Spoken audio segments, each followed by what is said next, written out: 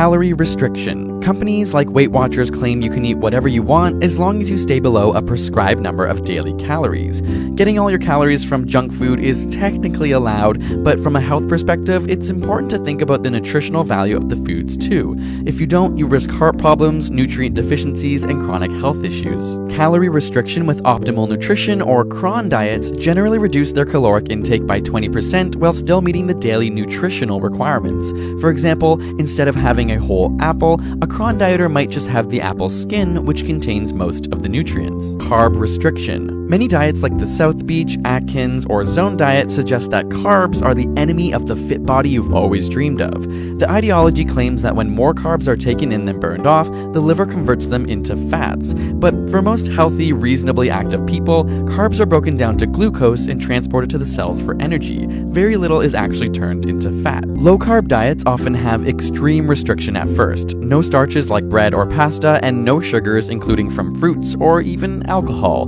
This can lead to some intense side effects including constipation, dry mouth, bad breath, fatigue, dizziness, and nausea.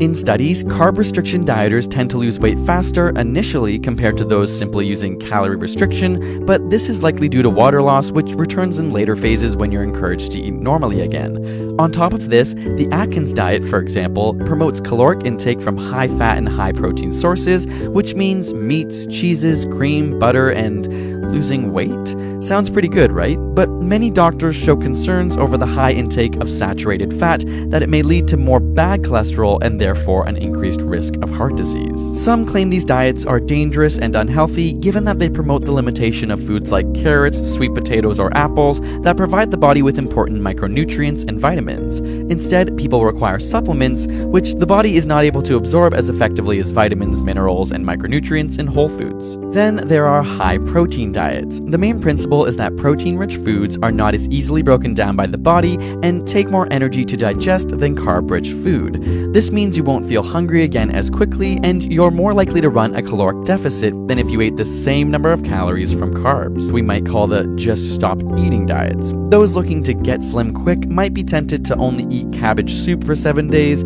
or do the master cleanse diet, which only allows salt water in the morning and a concoction of water, maple syrup, lemon, and cayenne pepper through the day, and a laxative tea at night.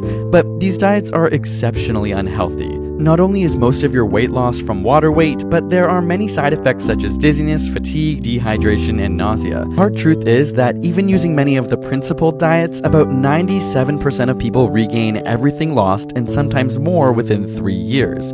If you want to lose weight, finding a diet that works for you and keeps you motivated with small incremental changes is important. Of course, a number on a scale doesn't measure how healthy a person is, though many struggle with this perception.